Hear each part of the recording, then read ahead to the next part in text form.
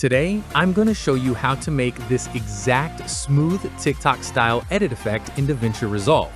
Follow these 8 steps and you'll have this effect fully mastered by the end of the video. Let's dive straight in. Step 1. Choose your song and find the BPM. Pick the song you want to edit to. To sync your edit to the beat, go to tunebat.com, drag your song in, and it will show you the BPM. Write this number down because we will use it later when timing our effects. Step 2.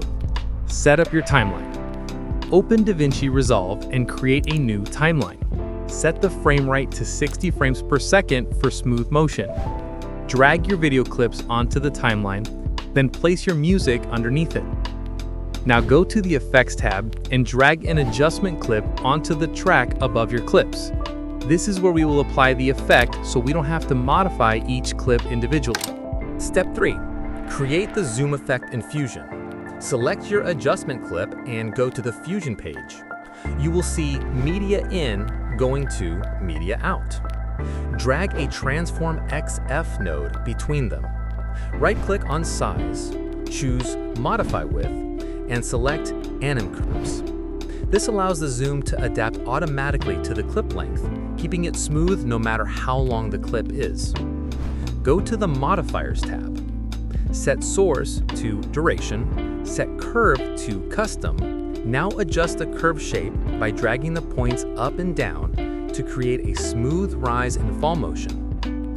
Under Scaling, set Scale to 0.5 and Offset to 1. This gives a clean, smooth zoom between 1 times and 1.5 times size. You could play with this a bit, but I prefer this size for this particular case. If you want the zoom to go outward instead of inward, simply click Invert. Step 4. Smooth the motion. Open the spline window at the top. Select the Transform node and all available parameters. Click Zoom to Fit to see the entire curve. Adjust the curve handles to form a smooth S shape. This is what gives the animation that smooth, bouncy TikTok motion. Step 5. Add the crisp TikTok look. Go to the Color page. Open the Blur tab and bring the radius all the way down.